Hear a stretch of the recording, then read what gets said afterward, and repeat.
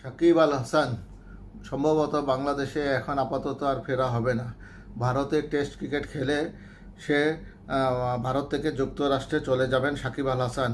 বাংলাদেশে কি আসবে মনে হয় না, আপাতত দৃষ্টিতে মনে হচ্ছে সাকিব আল হাসান বাংলাদেশে আসবেন না।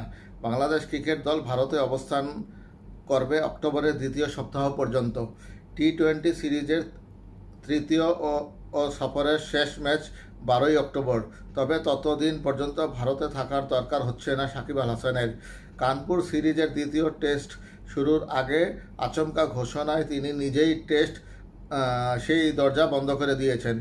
সেই দিন টেস্টের পাশাপাশি টি-20 থেকেও অবসরের ঘোষণা দিয়েছেন সাকিব।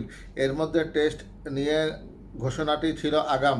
জানিয়েছেন শেষ ম্যাচটি খেলতে চান দক্ষিণ আফ্রিকার বিপক্ষে দেশের মাটিতে। আর টি-20 সিদ্ধান্তটি এরই মধ্যে কার্যকর।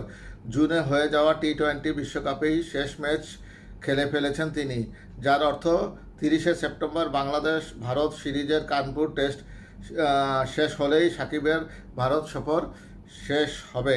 এরপর সাকিব কী করবেন? কানপুর টেস্ট শেষে সাকিব চলে যাবেন যুক্তরাষ্ট্রে। আগস্টের মাঝামাঝি সেখান থেকেই পাকিস্তানে 2 টেস্টের সিরিজ খেলতে গিয়েছিলেন। এরপর যুক্তরাজ্যে কাউন্টি চ্যাম্পিয়নশিপে 1 ম্যাচ খেলে চলে আসেন ভারতে। 1 মাসের বেশি সময় পরিবারের কাছ থেকে দূরে থাকা সাকিব কানপুর টেস্ট শেষ করেই স্ত্রী সন্তানদের কাছে ফিরে যাবেন। কিন্তু এরপর দক্ষিণ আফ্রিকার বিপক্ষে শেষ টেস্ট খেলতে আদৌ বাংলাদেশে আসবেন কিনা সেটা এখনও অনিশ্চিত।